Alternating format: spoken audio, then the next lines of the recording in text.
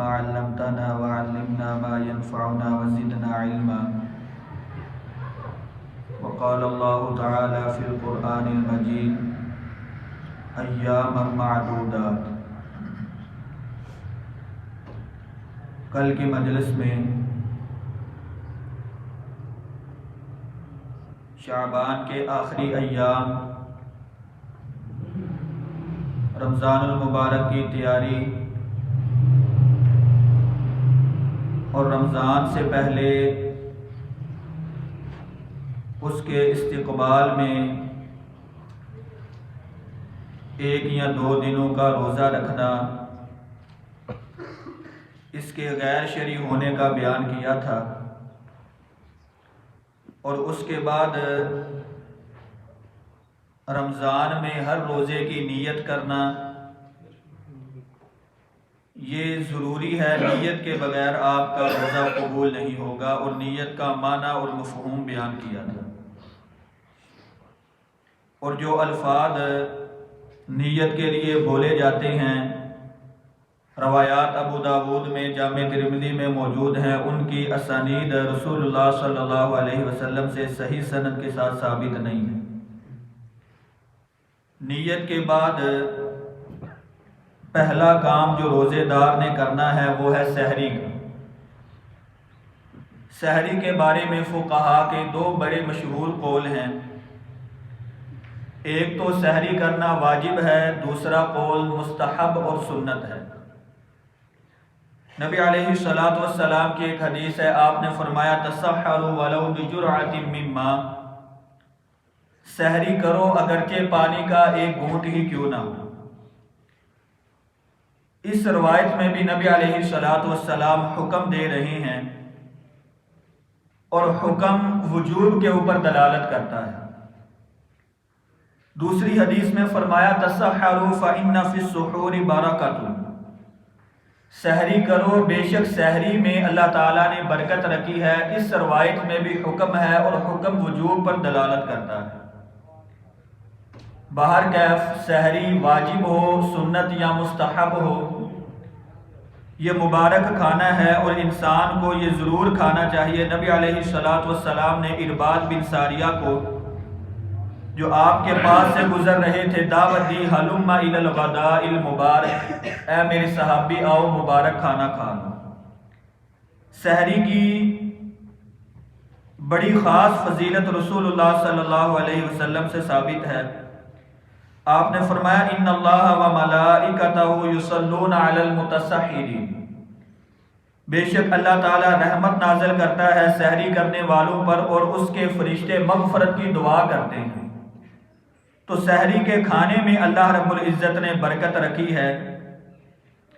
ہمارے ہاں آج کل یہ رواج بن چکا ہے، رات کو لیٹ کھانا کھانا ہے، افطاری کے وقت کھانا کھایا نہیں جاتا، رات کے آخری حصے میں جا کر کھانا کھایا جاتا ہے، سحری کی گنجائش نہیں بچتی. یہ طریقہ کوئی اسلام کے مطابق نہیں لگتا، رسول اللہ صلی اللہ علیہ وسلم کی ہدایات نہیں ہیں. لیٹ نائٹ کھانے کا نقصان یہ ہے، پھر انسان سحری کے کھانے سے محروم ہو جاتا ہے، جس میں اللہ رب العزت نے برکت رکھی ہے، اور جس کی وجہ سے اللہ تعالیٰ انسان کے اوپر رحمت نازل فرماتے ہیں اور فرشتے مغفرت کی دعا کرتے ہیں. ویسے بھی نبی علیہ الصلوۃ والسلام نے فرمایا فصل ما بین صیامنا و صیام اہل الکتاب اکلۃ السحر، ہمارے روزے کے درمیان اور اہل کتاب کے روزوں کے درمیان وہ سحری کا فرق ہے. اہل کتاب سحری نہیں کرتے اور ہم مسلمان جو ہے وہ سحری کرتے ہیں. اب یہاں پر ایک چھوٹی سی جزئی ہے، اگر کوئی انسان سحری کے وقت نہیں اٹھ سکا، اذانیں ہو چکی ہیں، تو اس کے روزے کا حکم کیا ہے، جسے ہم اپنی لوکل زبان میں 8 پیرا روزہ بولتے ہیں.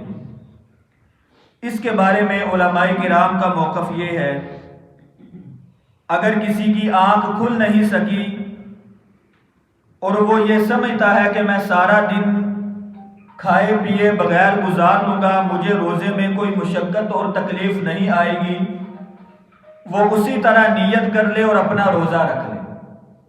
سحری کرنا اب اس بندے کے لیے ضروری نہیں رہا. کیوں؟ کیونکہ سحری کا کھانا واجب نہیں ہے، فضیلت موجود ہے، رحمت اور برکت موجود ہے، لیکن چونکہ اس بندے کی آنکھ ہی نہیں کھلی، اب اگر یہ بندہ سمجھتا ہے کہ میں سارا دن اسی طرح گزار لوں گا جبکہ میں نے نہ کھایا ہے نہ پیا ہے، تو گزار لے، اپنا روزہ برقرار رکھے، روزہ توڑنے کی ضرورت نہیں ہے۔ جو بندہ یہ سمجھتا ہے کہ میں برداشت نہیں کر پاؤں گا، تو شرعی طور پر اس کے اوپر کوئی گناہ نہیں، کیونکہ جان بوجھ کر اس نے یہ حرکت کی نہیں۔ اور نبی علیہ السلام نے فرمایا جو بندہ سویا رہ گیا اس کے اوپر شرعی احکام لاگو نہیں ہوتے، کیونکہ اس کا شرعی عذر موجود ہے۔ اب اگر یہ بندہ سمجھتا ہے کہ میں سارا دن نہیں گزار سکتا، بھوک اور پیاس کی وجہ سے میں مشقت میں پڑوں گا، تو یہ روزہ توڑ دے، کھانا کھا لے، بعد میں اس روزے کی قضائی دے۔ سحری کا کھانا تاخیر سے کھانا چاہیے، یہی رسول اللہ صلی اللہ علیہ وسلم کی ہدایات ہیں۔ عمر بن میمون رحمہ اللہ سی کا تابعی ہے، وہ بیان کرتے ہیں کان اصحاب محمد صلی اللہ علیہ وسلم اسرع الناس افطارا وابطاهم سحورا۔ نبی علیہ السلام کے صحابہ لوگوں میں سب سے زیادہ جلدی افطاری کرنے والے اور سب سے زیادہ تاخیر اور لیٹ سے سحری کرنے والے تھے۔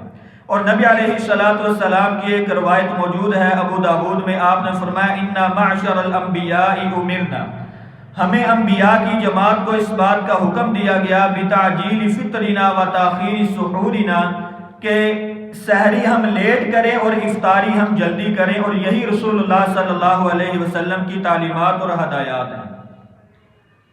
اب مسئلہ یہ ہے سحری اور اذان کے درمیان کتنا وقفہ ہونا چاہیے، تو صحابہ کرام رضوان اللہ علیہ مجمعین نے یہ چیز بھی بیان کر دی ہے، قدر 50 آیتاً، صحابہ بیان کرتے ہیں آپ کی سحری کے درمیان اور اذان کے درمیان اتنا وقفہ ہوتا جتنا بندہ ترتیل کے ساتھ 50 آیات قرآن مجید کی تلاوت کر لیتا، گویا بالکل فجر کے قریب کر کے رسول اللہ صلی اللہ علیہ وسلم سحری کھایا کرتے تھے۔